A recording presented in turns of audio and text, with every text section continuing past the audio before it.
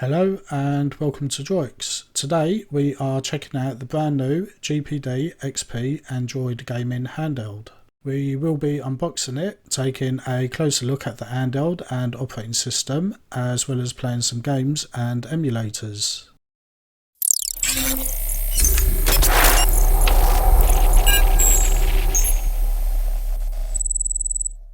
Let's start with the unboxing. Inside the box we have the GPD XP, which we will show in more detail shortly. Next we have a user guide which is in Chinese and English. There is a USB Type-C charge cable.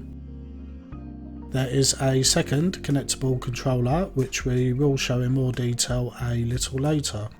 And finally, there is a third controller part which is used if you do not wish to use a controller. It measures 9.17 by 3.2 by 1.6 inches and it weighs 370 grams. The display is a 6.81 inch TFT LCD which is 10-point touch supported. It has a maximum resolution of 2400 by 1080 when in landscape orientation. On the left we have the left analog joystick and classic D-pad. Between the two is a screen mapping button which I will demonstrate later in the video. On the bottom are three buttons which are used for menu, tasks and back operation. In the corner of the display you will notice a small circle. This is a front-facing 5 megapixel single lens camera. It's fine for taking selfies. On the right side we have 4 gaming buttons and the right analog joystick. And on the bottom are the select and start buttons. On the top of the GPD XP you can find left and right shoulder and trigger buttons. There is a volume rocker and power button, and there's a fan grille on the back ridge. On the bottom is a 3.5mm headphone port, left speaker, SIM and SD card slot, USB charge port and right speaker, and on the bottom ridge is another fan grille. As mentioned, the GPD XP comes with 2 controller add-ons which are magnetically attached to the GPD XP. They are very securely held in place, and while gaming you won't have any issues with them disconnecting or falling out. To disconnect them they require a small amount of force, which is easier to do from the back of the controller. Push it away and you will feel it disconnect. You can then add the other controller simply by sliding it into place and the magnets will do the rest. There is also a cap type part which can be used if you do not want to use one of the controllers. Now a brief look at the technical specifications. The GPD XP uses the MediaTek Helio G96 processor, which has a total of 8 cores. The GPU is an ARM Mali-G76 which runs up to 900 MHz. There's 6 gigs of LPDDR4x RAM and 128 gigs of UFS 2.1 storage. You can increase the storage up to 2 TB with a micro SD card. The GPD XP supports Nano-SIMs, but only for data transfer, so you will not be able to make or receive phone calls. You can use a combination of 1 SIM and micro SD card, or 2 SIMs and no card. There is also Wi-Fi 5 and Bluetooth 5.0 wireless connectivity if you do not wish to use a SIM card. If you have used the GPD XD or XD Plus, you will be familiar with the menu as it is very similar in look and operation. You can use the controls or touchscreen to navigate the menus and app icons. On the settings menu, you can find a few shortcuts to useful settings. Display resolution lets you change between resolutions. This might be useful for some games that do not support higher resolutions. System info gives us a brief overview of the system, including that we are running on Android 11. At this point, I should point out that the GPD XP we have is the prototype model, which has Chinese firmware on it. There are a few things different to the final version, currently including that it does not have Google Apps support due to restrictions in China. The final model, which all of our customers at DROIX will receive, will have full support for Google Apps, including the Play Store. The Joystick Tester app lets you check if all the gaming buttons are working correctly. You can also easily access commonly used settings by dragging down from the top of the screen.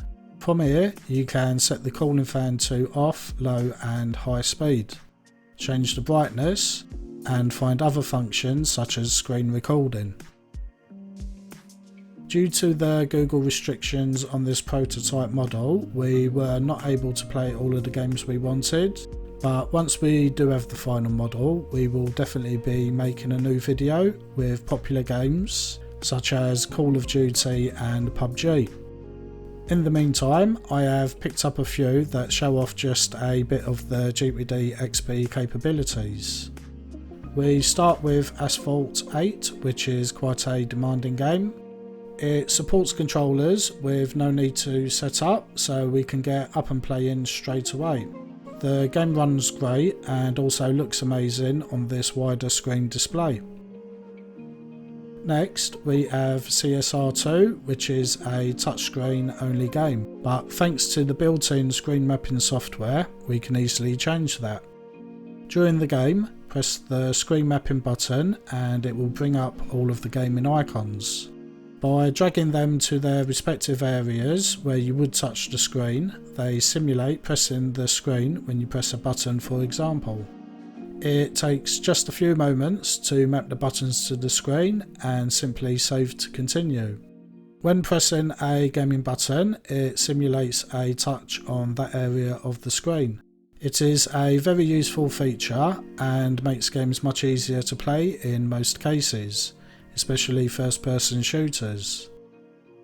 Next we have Minecraft running with many of the graphics settings enabled.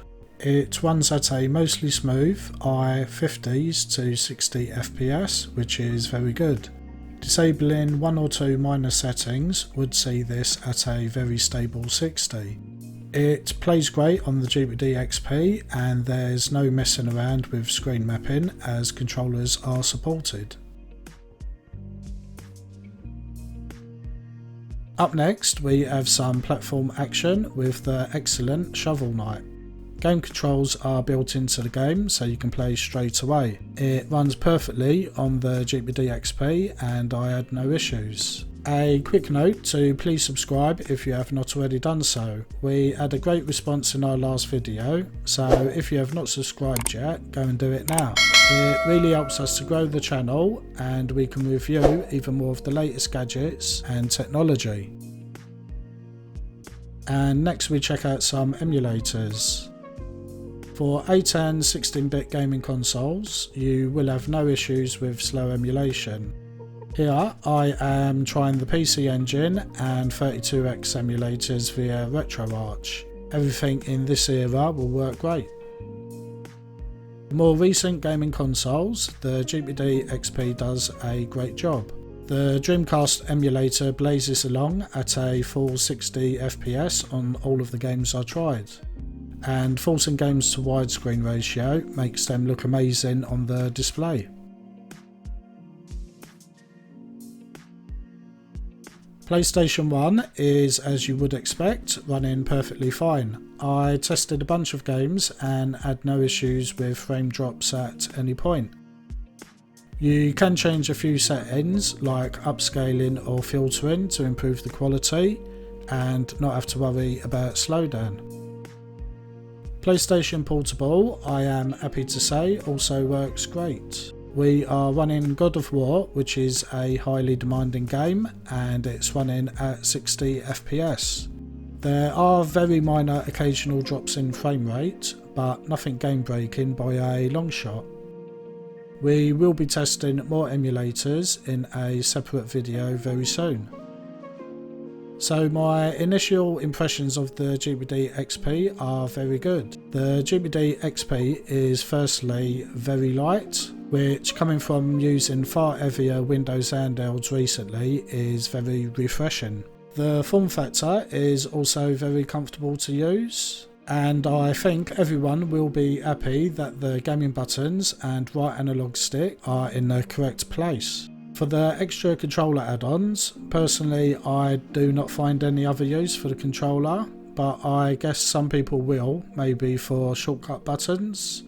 The end cap is useful if you're using a mix of touchscreen and controller and you don't want the right controller in the way when using the touchscreen. The lack of Google Play Store in this prototype was a little disappointing, as I would have liked to have tried a few popular first-person shooters and action games. We hope to have the final model very soon, and we will definitely be making a new video showing plenty of decent games from the Google Play Store. Leave us a comment on what games you would like to see tested.